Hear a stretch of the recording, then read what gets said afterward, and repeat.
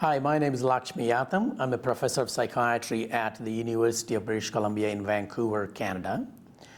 Today, we're going to focus on cognitive functioning in schizophrenia. And to talk to us about the cognitive function of schizophrenia, we have Professor Phil Harvey, who is from the University of Miami Miller School of Medicine.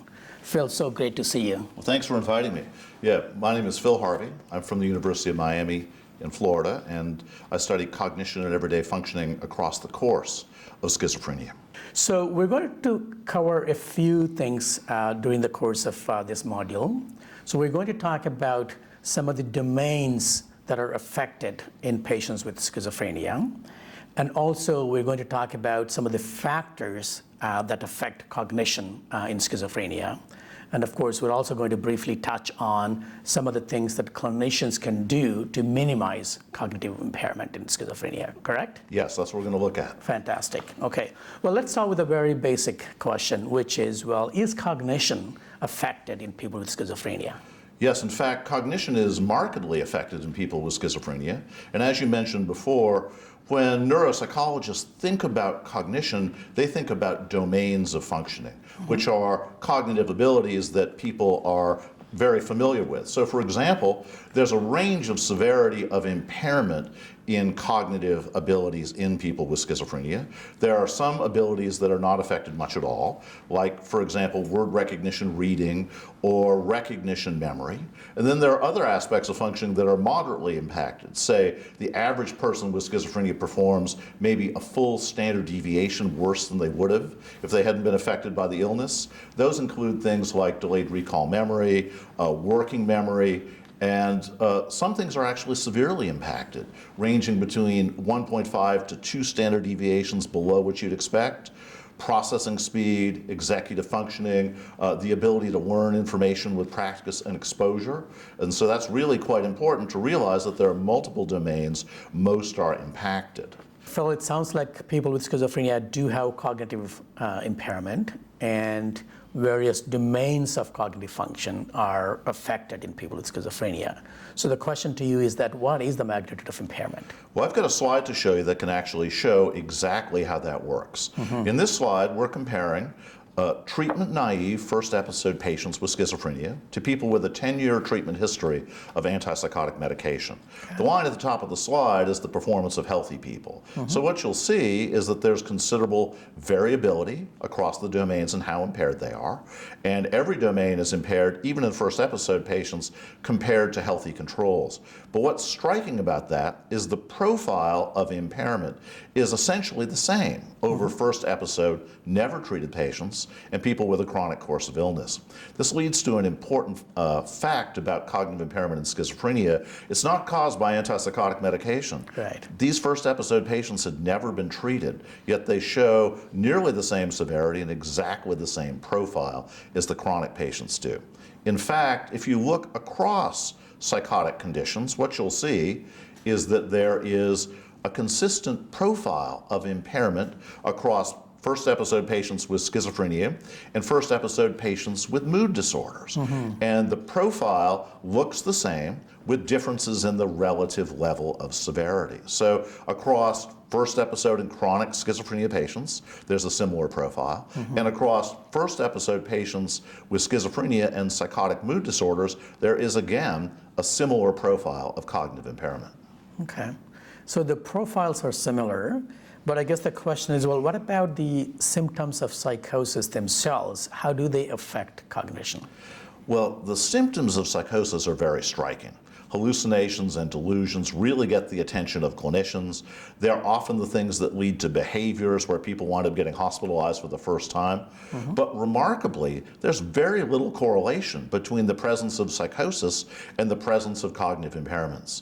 In the CATIE study, which studied 1,300 people with schizophrenia, the correlation between the presence of psychosis and the level of cognitive impairment was essentially zero.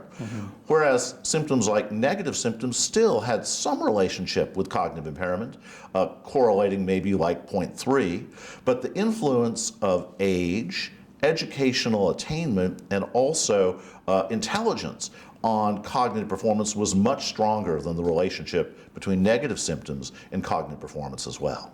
Okay. Well, clinicians might say, well, so what? What does it matter?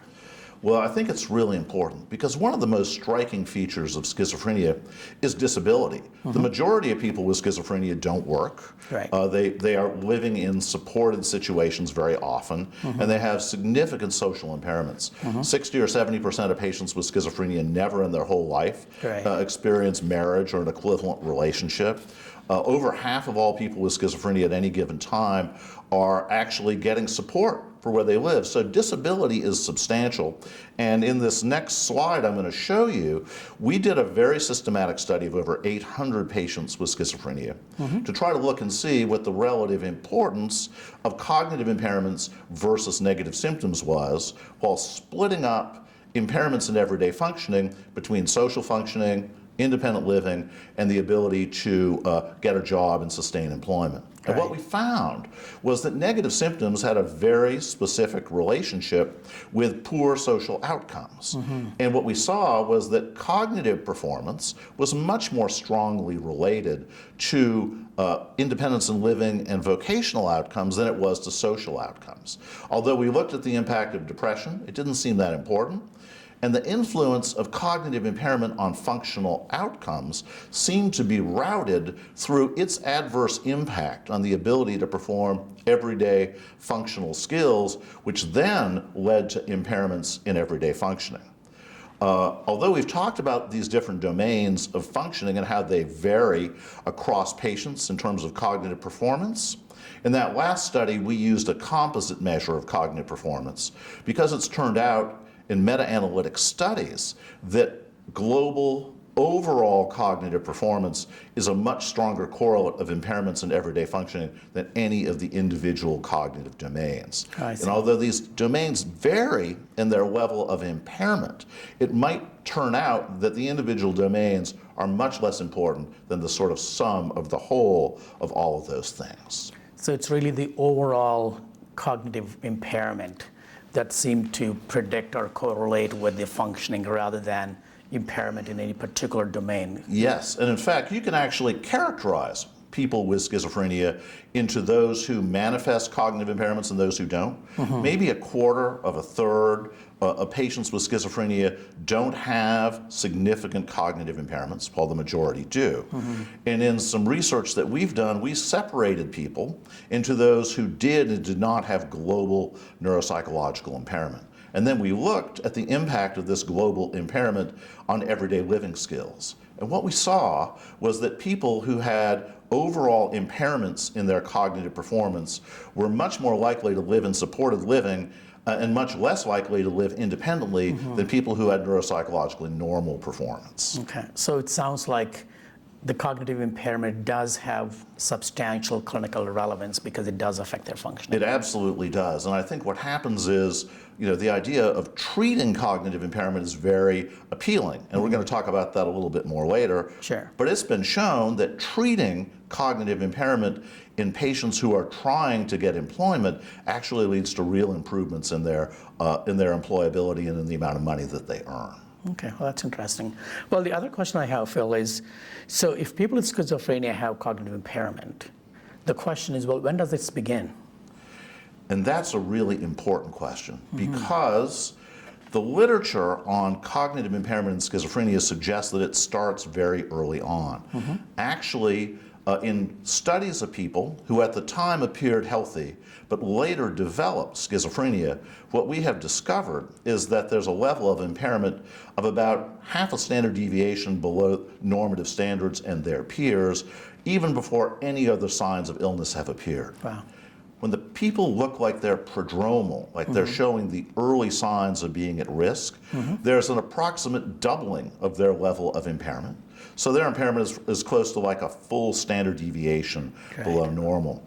And as I showed you beforehand, when we looked at those data on untreated first episode patients, we see that even at the time of the first episode, there's more cognitive impairment, about a standard deviation and a half on average below normative standards.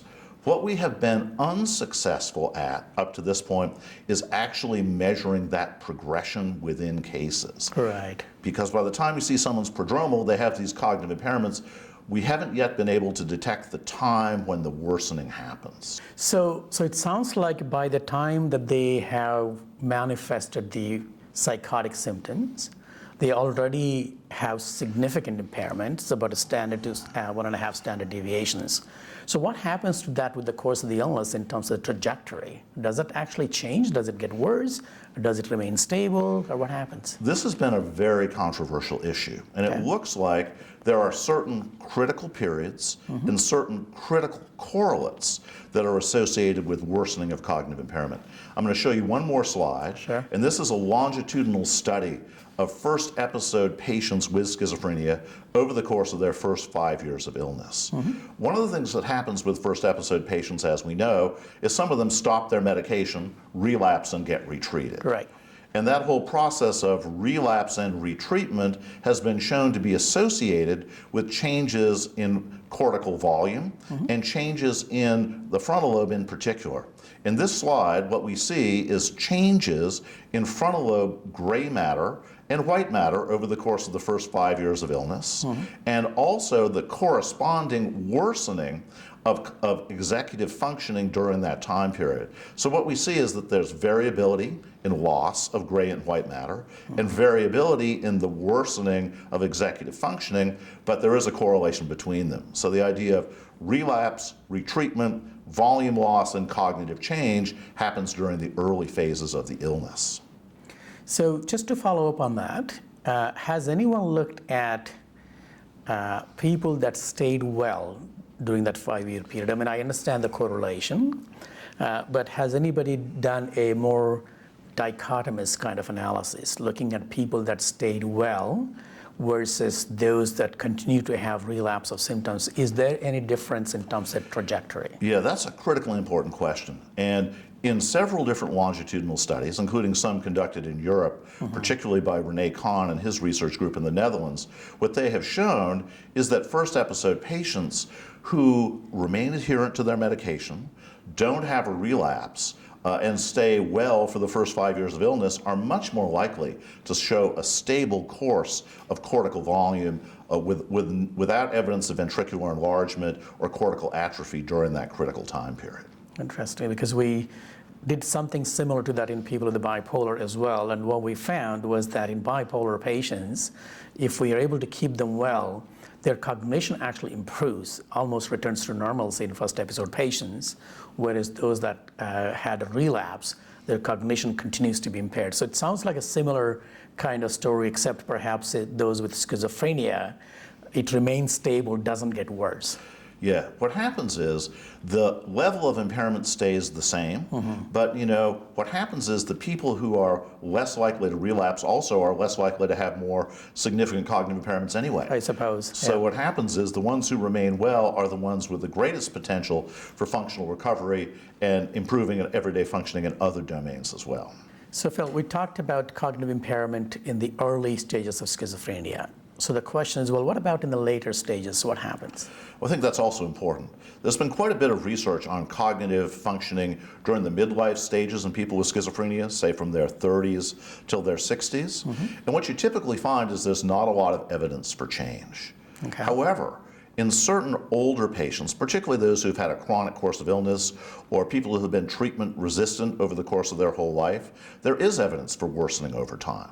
We were actually able to do a longitudinal 6-year study of older people with schizophrenia and compare them to healthy older people and people with Alzheimer's disease who were the same age. And what we found was that regardless of how old you were, if you had Alzheimer's disease, you tended to progress in your cognitive functioning in terms of worsening over the 6-year period. Okay. Healthy older people didn't worsen at all. They were selected for not having any cognitive changes, and they worsened by 1 mini-mental point over the course of 6 years. What we saw in the schizophrenia patients is that patients under the age of 65 didn't show any evidence of change, even though they were chronically treatment refractory. But patients over the age of 65 did show some changes. They were relatively subtle. A clinician wouldn't see them. It was a change of 1 mini-mental status point point per year. So it's nothing close to what you see in AD, but if you add that up over 20 years, you do tend to see cognitive impairments that do accrue. But if a clinician treating an older patient with schizophrenia sees precipitous cognitive decline, it's probably not due to schizophrenia, it's probably some overlaid dementing process. Right, okay, so they really need to watch out for other illnesses or that might actually worsen the cognitive function. Yes, because it turns out that the prevalence of Alzheimer's disease in people with schizophrenia is the same as the general population. It's not higher, but schizophrenia doesn't protect you from AD either. Mm-hmm. Interesting.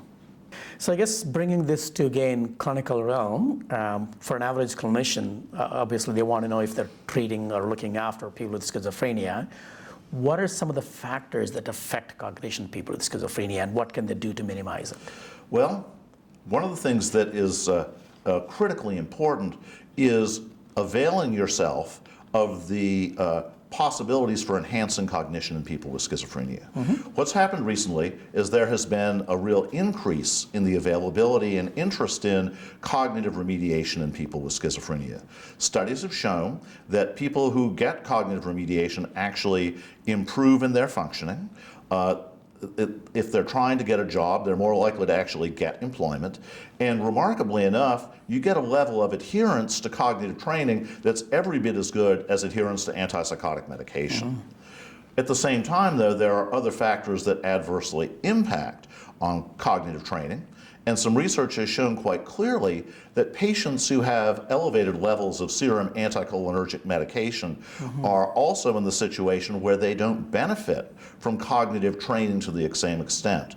Recently, research has also shown that high levels of serum anticholinergic burden are associated with failures to make progress in rehabilitation interventions as well. So clearly, avoidance of anticholinergics and things like that is important. Mm-hmm. Some patients will have EPS, but routine use of prophylactic anticholinergic medication is probably something you want to avoid.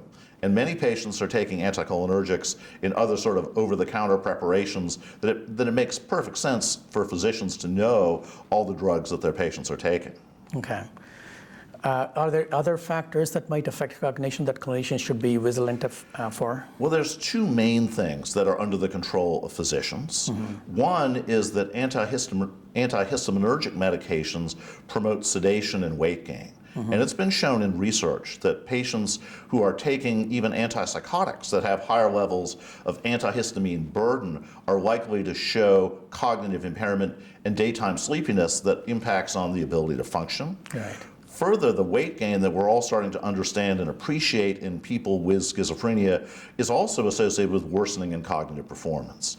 In 20-year longitudinal studies of first episode patients, mm-hmm. what we see is that the majority of them gain weight, and the patients who gain weight over time are the ones who show worsening in their negative symptoms and cognitive performance over time.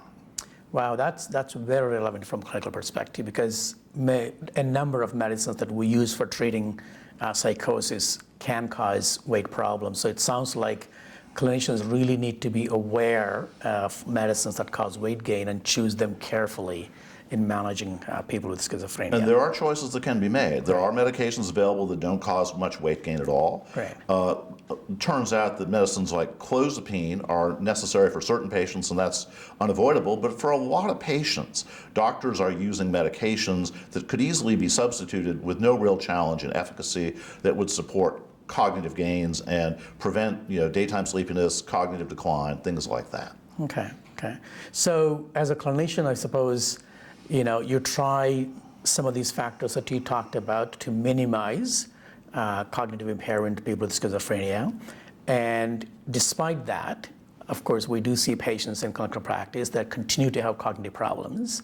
So in those situations, I guess, can you tell us very briefly, are there some treatment strategies, whether psychological or pharmacological strategies, that are currently available or perhaps becoming available in the future that clinicians should be watching out for?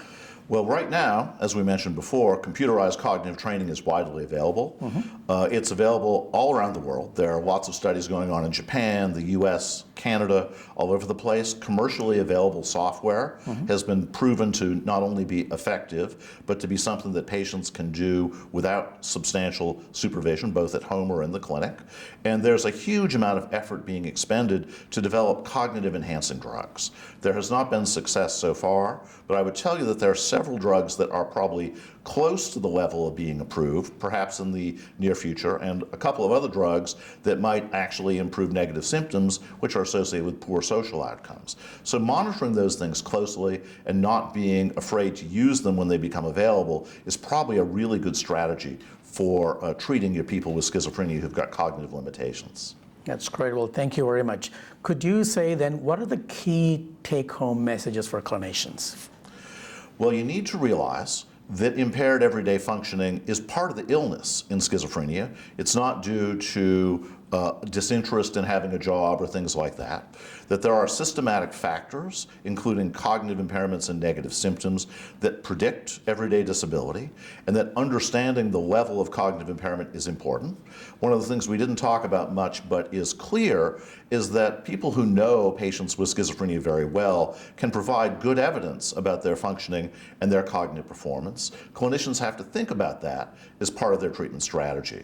Until drugs are available to enhance cognition, psychiatrists are in the position where they're largely going to have to avoid worsening cognitive performance, avoiding excessive anticholinergics, avoiding excessive doses of antihistaminergic drugs, worrying about daytime sedation, and basically trying to prevent adverse cognitive effects. And then when new treatments come online, taking advantage of them as early as possible is going to be important. Great. Well, so it sounds like assessing cognition is something that we should be doing as clinicians on a day-to-day basis, because we know that this does affect day-to-day functioning substantially. And also it sounds like from what you're saying, as clinicians, we can do things to minimize that cognitive impairment in these people. And there are some options that are currently available that we could implement in those that continue to have impairment, even when we apply strategies to minimize cognitive problems. So this has been a fantastic session, Phil. Thank you very much for participating.